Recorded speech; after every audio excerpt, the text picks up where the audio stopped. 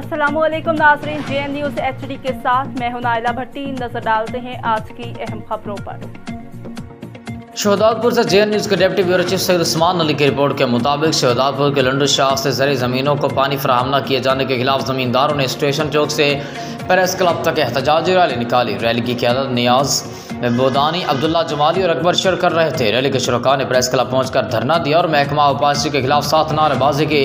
धरने के सबब ट्रैफिक मुअत्तल हो गई। इस मौके पर रैली के शुरका ने बताया कि महकमा उपासी का अमला मंड शुरू के ज़मींदारों को पानी फरोख्त करके हमारा हक मार रहा है। टेल के 16 वाटर कोर्सों का पानी बंद करके 11,000 एकड़ ज़मीन को बंजर बना दिया जा रहा है। पानी न मिलने की वजह से गंदम की फसल नहीं लगाई जा सकी, जबकि कपास की फसल भी मुतासर हुई है, जिसकी वजह से इलाके में बेरोजगारी और भूख में इजाफा हो रहा है। ज़मीन का पानी खारा होने की वजह से पीने के लिए पानी मुयस्सर नहीं है।